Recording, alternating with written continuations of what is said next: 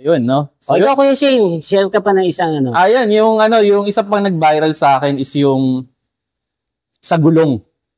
Yung sa gulong. Ako, na ano mo rin yun, ano? Na pinag-usapan din natin to. Na ang comment ko, in a practical way, in a practical way yun, na yung luma, ilalagay mo sa harap, then, yung bago, ilalagay mo sa likod.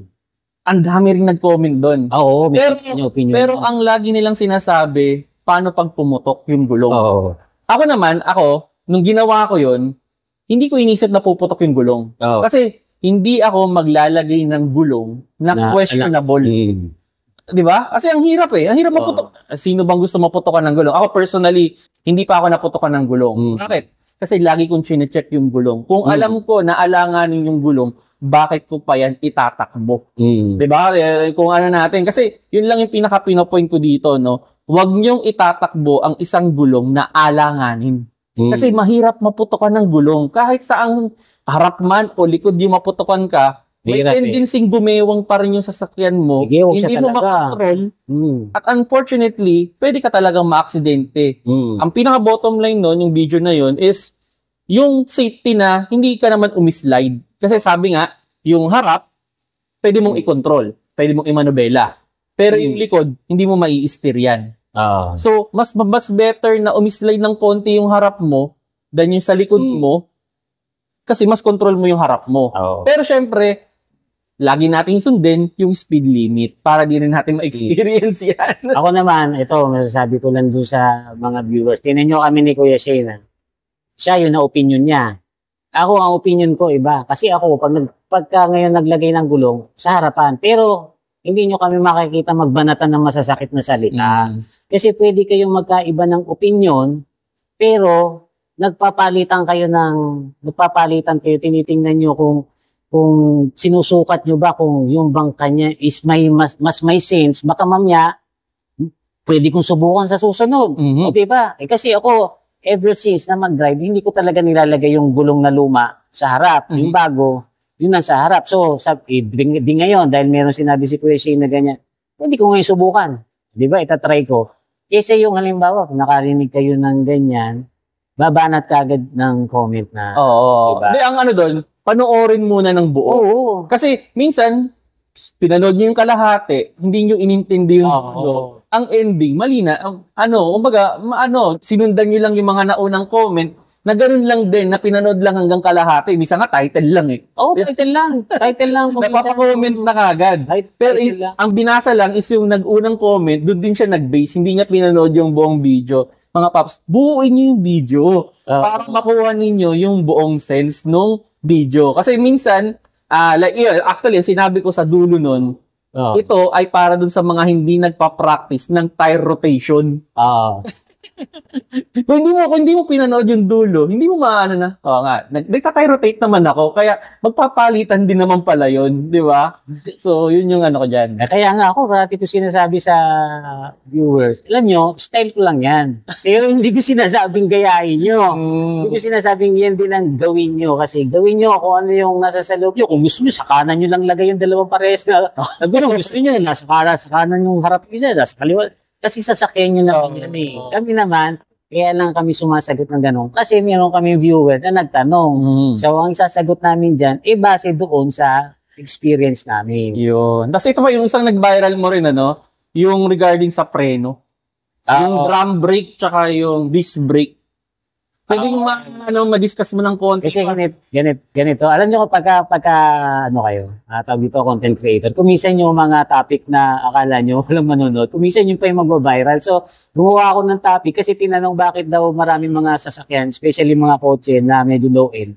Hanggang ngayon, drum brake ka nasa likod, mas malakas daw ang preno ng disc brake. So, in-explain ko doon na kasi yung drum brake, mas murang i-produce.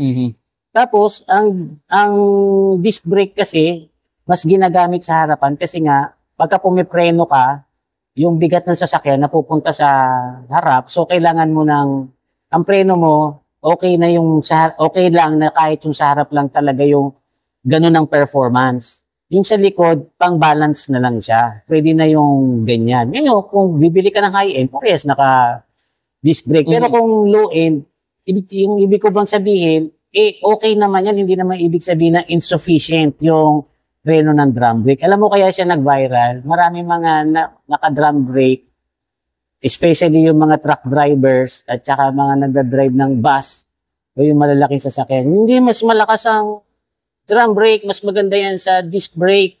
Ito nga mga drive naming truck, mga bus, puro drum brake to. Sabi ko, alam nyo ako sir, kaya drum brake ang mga nasa bus, tsaka sa truck. Kasi yan, mga naka-air brake yan eh. Gumagamit sila ng system na air brake. Ngayon yung air brake, mas madali siyang i-integrate sa drum brake.